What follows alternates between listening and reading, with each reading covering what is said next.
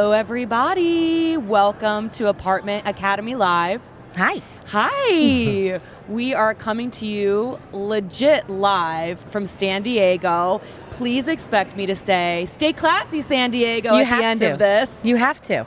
It is part of the rules of the game. Absolutely. I'm Stephanie Oehler. Clearly, I am not Daniel Cunningham, who is usually the most esteemed dean of the Apartment Academy podcast. But I am filling in for him. I am a poor man's Daniel Cunningham. I am Stephanie Oehler, and I am excited to be here today. We have some special guests live in the Apartment Academy studio here in the Sales Pavilion at Apartmentalize. We have the amazing Brent Williams and the amazing Tammy Longo, but I will let them introduce themselves. How about we do this? How about we do your name, your company, your title, and let's do an interesting little known fact that nobody at this conference would know. Nobody. Nobody. Okay. And if your spouse or something's here, oh well. They can't even know. All right. We're about to tell everybody else. Got this. So Take it away. Go for it. No, you please. Please. I'm Tammy Longo. The question? Is that Are a you little known sure? fact? Ron Burgundy. We went back Stay for classy, it. San Diego. Went back for it. Might have dug too deep on that joke, but it is what it is. I'm Tammy Longo. I'm with ALN Apartment Data, and I have been in this industry for 19 years now. Goodness, the one fun fact about me, right? I had a Romanian gymnastics coach for a very long time, and that's something that a lot of people don't know about me, even though sometimes I've done splits on stage at NAA. I was just going to ask for a proof. I've done that. There is a picture of me on stage at NAA doing a speech, and someone asked me if I could still do splits, and I just did that in front of, 500 people or That something. sounds like a good session idea, like little things that you can do that nobody else probably can do still. Yeah, right. The whole session of it. I had a Romanian coach and traveled around doing gymnastics for about 16 years. Wow, Yeah. Tammy, that's crazy, amazing. right? I know. Yeah. But I think I could still do maybe one or two things, but that's about the end of it. Stay tuned. Yeah, right? Right? Nope. Awesome. Brent. Mr. Brent. So, my name is Brent Williams. I am Chief Insider at Multifamily Insiders. And, little known fact, my favorite one is actually not safe for work, so I can't say that. But my second one, I guess, when I was like 12 or 13, I was the 5th best bowler in the state of Texas, which is really a nerdy fact, but then I retired. Oh. I was done. Another fun fact, I won a bike bowling in a Really? tournament one time when I was like 7. Maybe you Wow. were 1, Bring 2, it up 3, here, and 4. man. Yes, up here. We got it. absolutely. Yeah. That's pretty awesome, actually. 5th in the state, huh? Yes, It's a big That's state yes. to be big fifth in. state. We won state, and big old trophy. My biggest trophy was from bowling, which is not the most impressive thing ever. But yeah, it is what it is. Well, that's a really fun little known fact. That's why Thank you for picked the that. bowling place to have your party at the other night. Oh, I He's did not trying to- bowl because I retired. Do you not get that part? I guess he hung up his bowling Yes, shoes. yes. As one should. Yes. That's fun. That's really fun. Well, speaking of fun, it has been a pretty amazing week. Yeah. I know that we've gone live on the Apartment Academy podcast the last couple of days and just had a tremendous turnout for impressive guests. And it's been great to see everybody coming through. And the sessions have been truly inspiring, actually. Like, really dynamic and really different. And honestly, if I do say so myself, that To Tell the Truth game show, I mean, yeah, that was our session. I was going to say, did you happen to be a part of that? I happened to be a part of it. But other than that, you guys attended a ton of the education sessions here at NAA Apartmentalize this year. Tell us, was there a theme? There's always sort of something going on and it's threaded throughout the sessions. Was there something that you guys picked up on?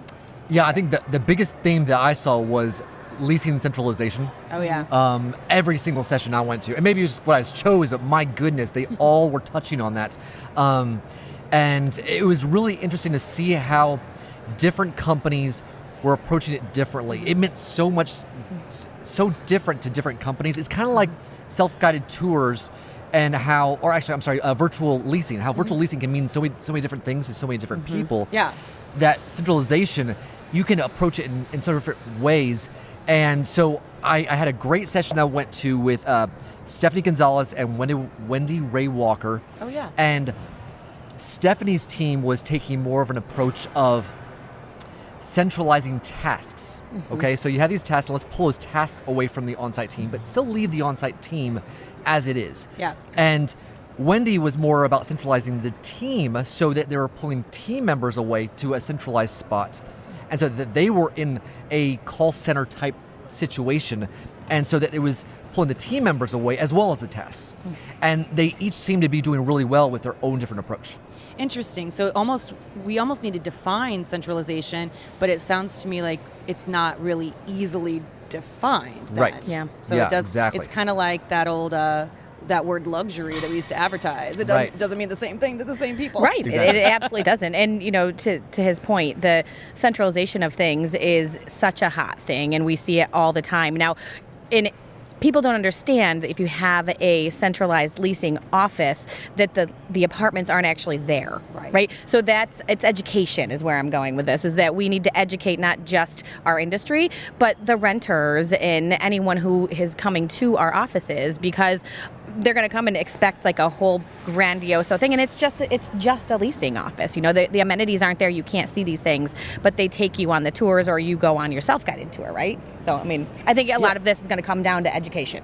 Yeah, exactly. So they have a clear understanding of how the process works, Yep. Removing barriers, and we can talk about this later. I heard some great stuff about removing barriers to making it easy to go down that process.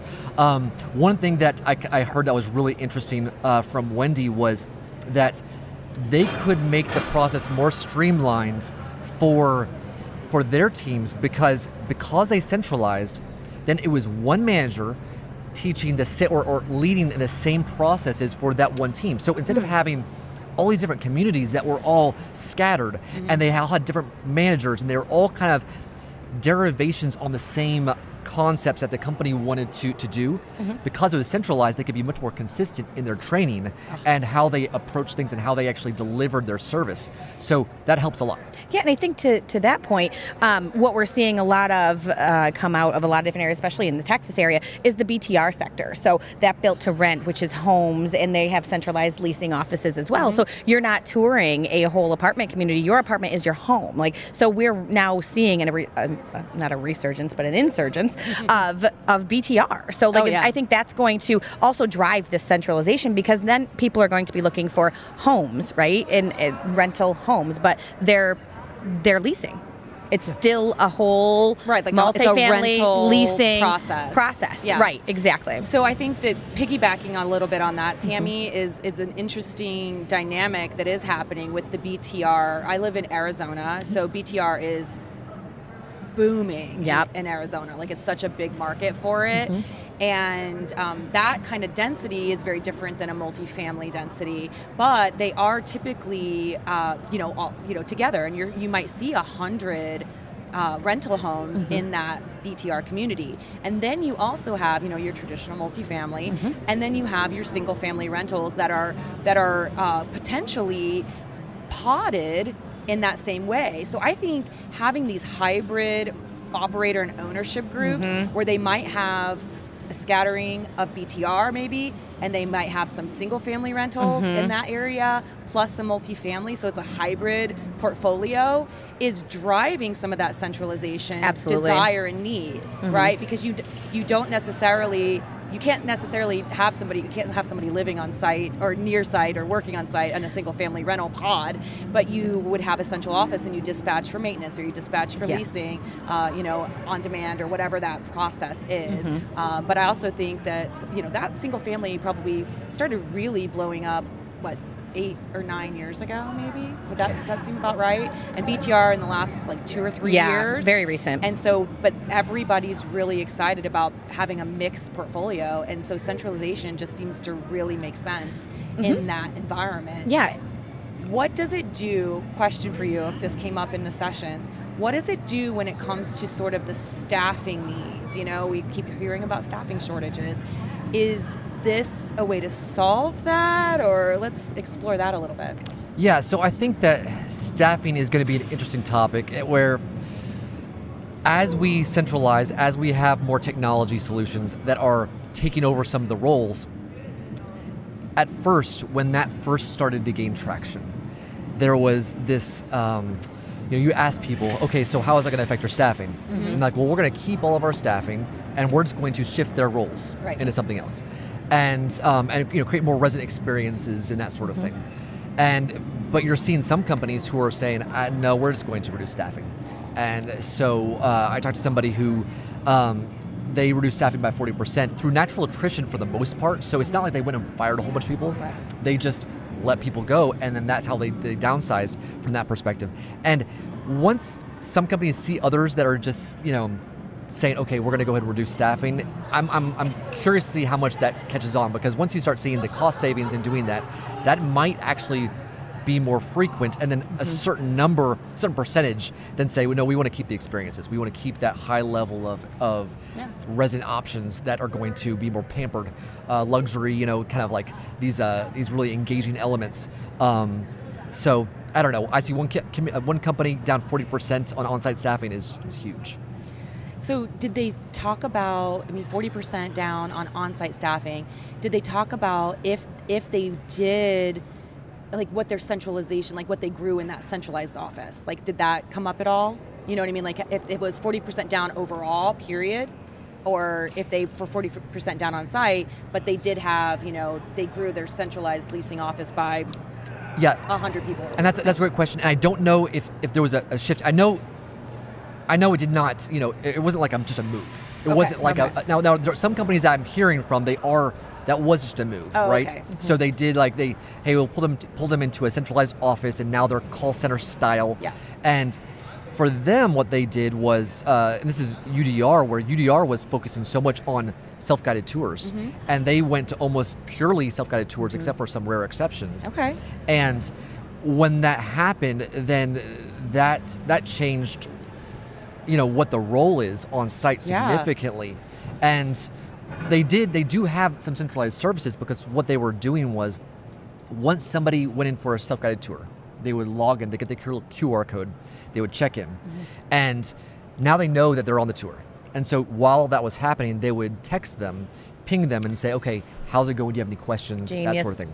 So like immediate connectivity there, like connection. So they know that they are there for help if they need it, but a lot of times they found that a lot of people just don't respond. They just let it go, ignore it. Yeah.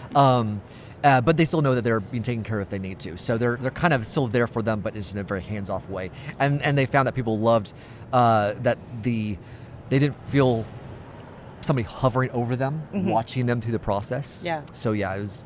So it's definitely a mix depending on different companies on how much their staffing might change for to a separate facility versus just not exist at all anymore.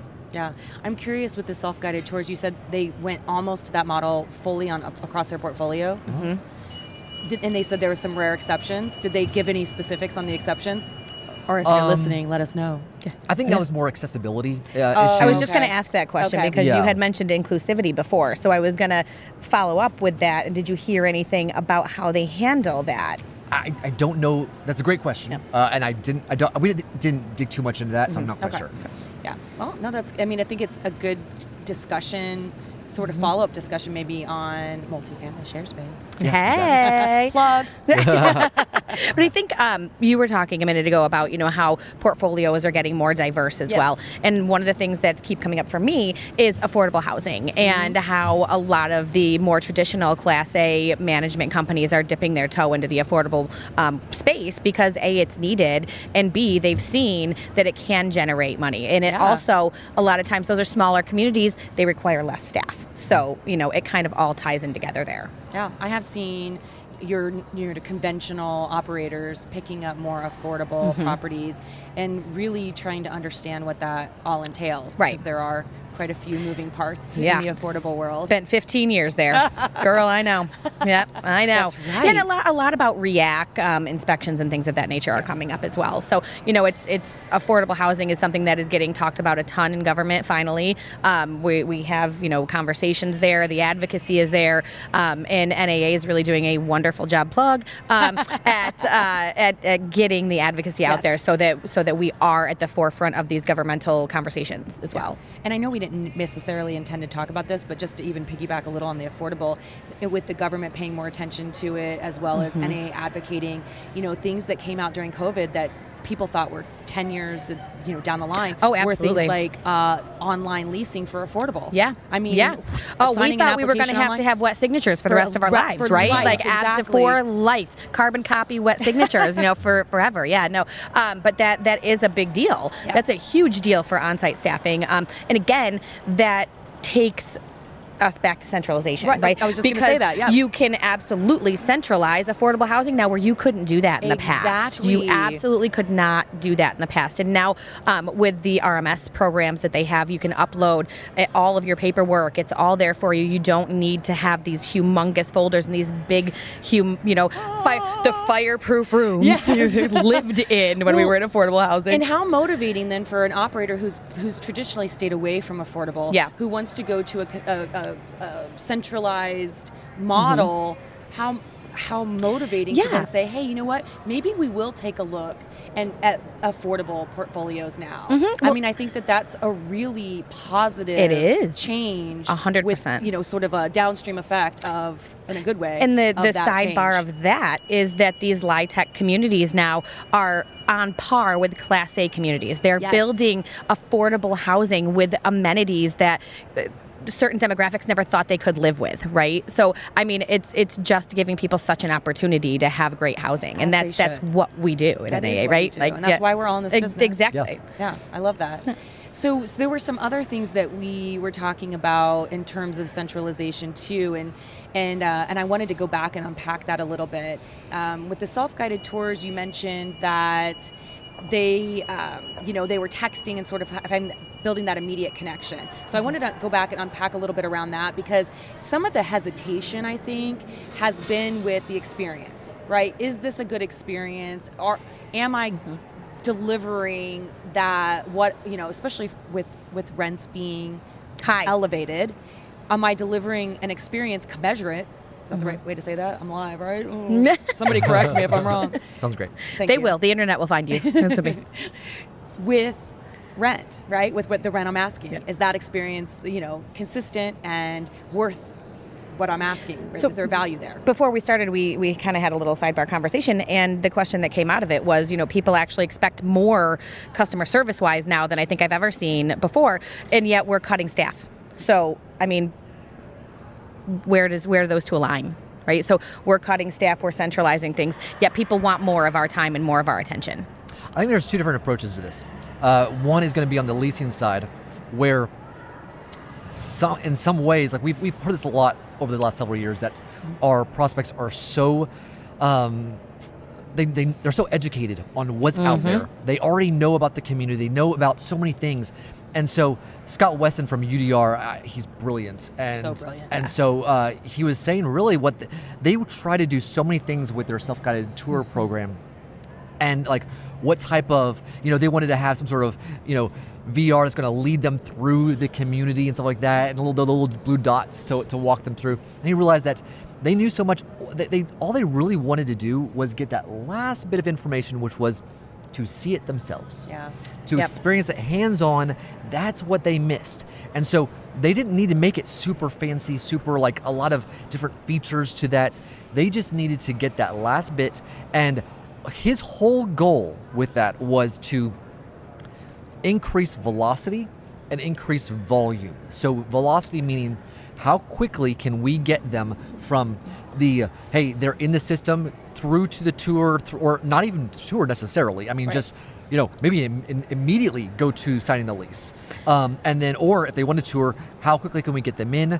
And the tour times, he said, went way down because they didn't require a certain amount of time. That they said that on average it was 18 or 19 minutes for a tour, so it was way down. And then how quickly can they get them to sign the lease after the tour if that's the case? So that velocity, he's trying to condense it as much as possible and get as many people through.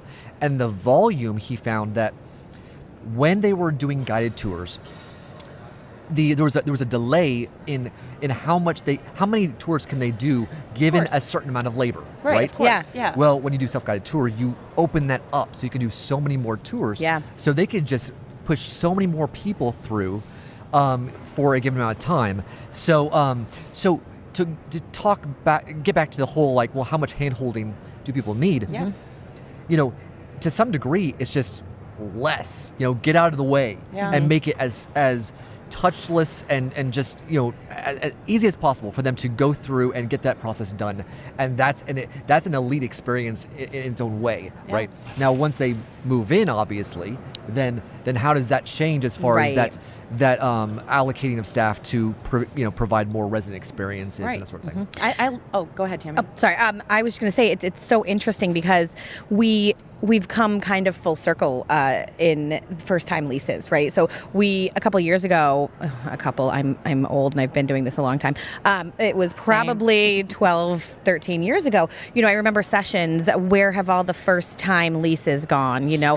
People aren't leasing, they're coming back and they're coming back and they're coming back. Yeah. But now, to your point, they're so educated, they already know they're going to lease with you when they come through the door a lot of the time. They just, like you said, they need that last personal little touch, that last thing. So now we're back to getting those very first touch leases. And I think that's so interesting. Yeah. I wonder if do we have numbers or data on the history of those stats? Because I do remember seeing the, look and lease specials, right? Like if you look and lease and what, what those stats were versus the B-backs. Right. Like the those B-backs. B-backs. Oh my goodness. The B-backs. The B-back bucks. We had the little cards with the B. Oh, good Lord. Baby, come back. Yeah. Now we're breaking it down. Now we're doing it. Yeah. So I'm curious then what the stats are, because I would suppose that we definitely will see maybe some people that were the ones that were a little bit hesitant to look and lease anyway. Still come back a few times for the self-guided tour, but again, on their own time with the availability of someone to answer a question. But I think it's been a long time coming for the self-guided tours. And I'll tell you a story. Lean in around my campfire. It's story time. We got you. We are here for you. We need our roasted marshmallows. So when I was a property manager many moons ago, I had this leasing agent, and he was about the laziest leasing agent that ever walked the earth. I think we've all had one. But he, what's that old expression? If you want to find a way to do something better, hire someone lazy. That is there's hilarious. Like a quote or something around that. I don't know what it exactly is. But one day, the kid never put his guest cards in. We never knew how much traffic he had, whatever. Anyway, one Sunday, he was sick. And he came into the office anyway. And I didn't find out about any of this until the next day. He was sick, and he laid on the couch at the clubhouse. And every tour that came in, he literally gave them the model keys and a map. No. He leased 5 apartments that day. Stop it. I'm not kidding. Oh, stop. Because they got to do their own thing. This was 1999. Oh, my God. He was ahead of the curve right there. And I remember thinking, I think he's on to something.